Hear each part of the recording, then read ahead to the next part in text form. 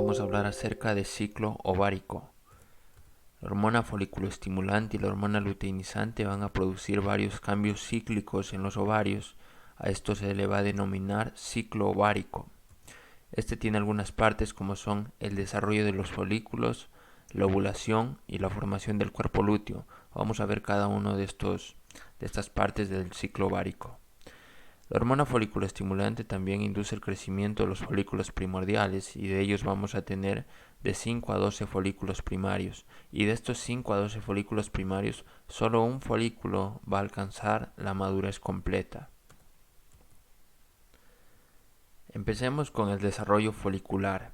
Este va a tener algunas características como son el crecimiento y la diferenciación del ovocito primario, la proliferación de las células foliculares, la formación de la zona pelúcida y el desarrollo de la teca folicular. Comenzamos. El folículo primario va a comenzar a aumentar de tamaño. Al mismo tiempo, el tejido conjuntivo adyacente va a comenzar a formar una cápsula. Esta cápsula se la denomina teca folicular, es esta de aquí. A su vez, la teca folicular se va a dividir en dos capas, que es la teca interna y la teca externa. La teca interna va a ser vascular y glandular y la teca externa va a ser una cápsula. Se cree que las células de la teca folicular secretan factor angiogénico, el cual va a ayudar a la formación de vasos sanguíneos de la teca interna y va a servir también como soporte nutricional para este desarrollo folicular. Las células foliculares, como pasan en constante división, dan lugar a una capa estratificada alrededor del ovocito. El folículo va a adquirir una configuración oval y el ovocito va a adquirir una localización excéntrica.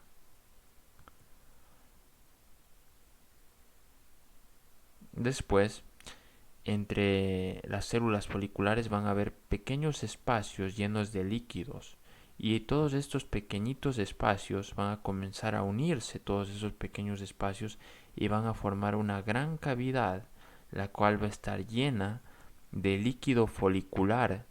A esta cavidad se la denomina antro folicular. Como podemos ver, primero el antro es pequeño, tiene forma de arco, luego se dematiza, se hace más grande y así da lugar a la formación del folículo secundario. El ovocito va a estar ubicado en esta parte de aquí, se va a desplazar en el folículo a esta parte de aquí con proyección al antro y va a estar cubierto por células foliculares que van a formar el cúmulo ovóforo o cúmulo ovígero.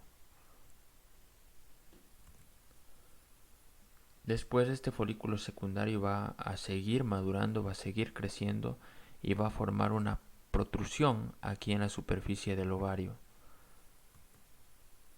Cabe destacar como datos que en el desarrollo temprano de los folículos ováricos es muy importante la hormona foliculoestimulante y en las fases finales de la maduración cumple un gran papel la hormona luteinizante. Los folículos en fase de crecimiento van a producir estrógeno, el cual es muy importante para la regulación del desarrollo y la función de los órganos reproductores. La teca interna va a secretar líquido folicular, estrógenos y andrógenos, los cuales van a llegar a las células foliculares y se van a convertir en estrógenos. Otro que secreta estrógenos son las glándulas intersticiales del ovario, que en sí es un conjunto de células secretoras estromales. Vamos con la otra parte, que es la ovulación. En la ovulación, a mitad del ciclo, por acción de la hormona foliculoestimulante y la hormona luteinizante, hay una aceleración en el crecimiento del folículo ovárico, lo que va a llevar a que se produzca una protrusión en la superficie del ovario o una tumefacción, y en esta tumefacción se va a ubicar una zona avascular denominada estigma. Después, el ovocito secundario junto con el cúmulo ovóforo se van a desprender de el folículo distendido.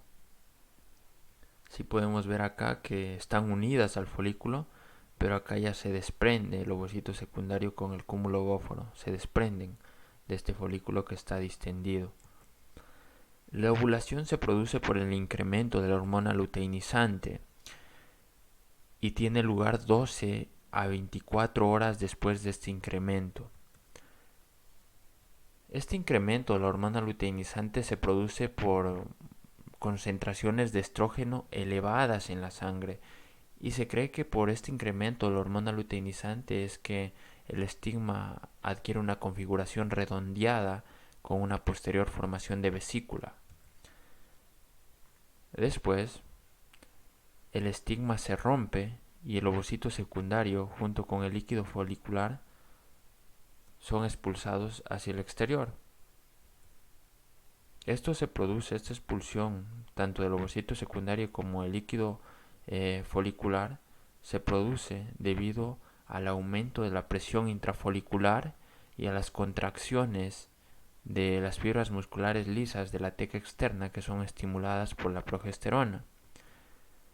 Las proteínas sinasa 3 y 1, las proteínas sinasa 3 y 1 activadas por mitógeno, también denominadas sinasa 1 y 2 reguladas por señal extracelular en la granulosa, se cree que regulan las vías de señalización que controlan la ovulación. Asimismo, la plasmina y las metaloproteínas de matriz cumplen un papel en el control de esta rotura del folículo. Este ovocito secundario que es expulsado no va solo, sino que va cubierto por su capa de zona pelúcida, por su capa de células foliculares que forman la corona radiada, y en sí todo este conjunto de capas se denomina el complejo ovocito cúmulo. El incremento de la producción de hormona luteinizante produce la reanudación de la primera división meiótica del ovocito primario. Es así que tenemos entonces que los folículos ováricos maduros contienen ovocitos secundarios. La zona pelúcida contiene glucoproteínas como son la ZPA, la ZPB, la ZPC, que forman una red de filamentos con múltiples poros, y que la unión espermatozoide-zona pelúcida es un aspecto crítico en la fecundación. Hablemos un poquito de Mittelschmerz, no sé si lo pronuncio bien, es un nombre, me imagino, alemán. Bueno, esto de Mittelschmerz se produce en algunas mujeres que durante la ovulación presentan un dolor abdominal de intensidad variable. A eso se lo conoce como Mittelschmerz. Y este dolor se produce porque en estas mujeres se produce una pequeña hemorragia en la cavidad peritoneal que da lugar a un dolor súbito y en la parte baja del abdomen. Puede ser un indicador de que se dio la ovulación, pero hay otros indicadores mejores de que se dio la ovulación, como es la disminución ligera de la temperatura corporal basal. También hablemos un poquito de la anovulación, que ya hablé en el ciclo menstrual, pero la anovulación, o sea, es cuando no se produce ovulación. No se produce ovulación y se da porque se libera una cantidad insuficiente de gonadotropinas.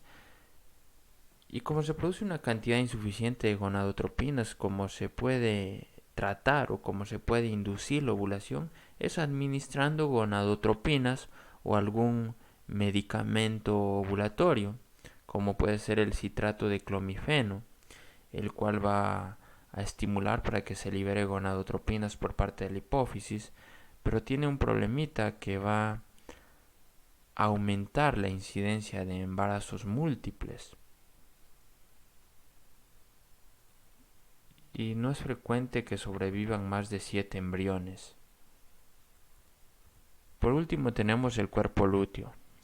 Bueno, aquí, poco después de la ovulación, estas estructuras como son las paredes del folículo ovárico junto con la teca folicular se van a colapsar y van a formar una serie de pliegues que bajo la influencia de la hormona luteinizante van a convertirse en una estructura con formación glandular denominada cuerpo lúteo, la cual va a secretar progesterona y cierta cantidad de estrógeno. Y esto que va a secretar el cuerpo lúteo, la progesterona con una cierta cantidad de estrógeno, van a hacer que las glándulas endometriales presenten secreción y preparen el endometrio para la implantación del blastocito. Ahora bien, con el cuerpo lúteo pueden pasar dos cosas. Pasa una cosa cuando el ovocito es fecundado y pasa otra cosa cuando el ovocito no es fecundado. Cuando el ovocito es fecundado, el cuerpo lúteo aumenta de tamaño y forma el cuerpo lúteo del embarazo. Y esto hace que se produzca un incremento en la producción hormonal. El cuerpo lúteo aquí no degenera por la presencia de la gonadotropina coriónica humana, que es secretada por el sincitio trofoblasto del blastocito, y permanece funcionalmente activo a lo largo de las primeras 20 semanas de gestación. Después la placenta asume las funciones que tiene el cuerpo lúteo. La placenta es la que va a secretar el estrógeno y la progesterona necesaria para mantener el embarazo.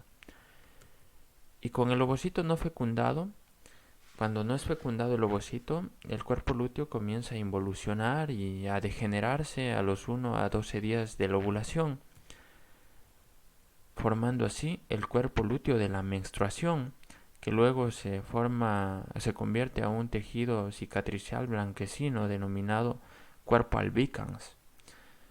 Ya cuando se produce el final de los ciclos ováricos, o sea, ya no se dan más ciclos ováricos, es cuando la mujer ya llega a la menopausia, es el final de la menstruación. Esto se produce debido a una insuficiencia ovárica y se da a la edad de entre los 48 y 55 años. Los síntomas que se ven, los síntomas endocrinos, somáticos, psicológicos, que se dan al final de la vida reproductiva son denominados climaterio. Bueno, eso es todo. No podía hablar mucho, por eso no alcé la voz.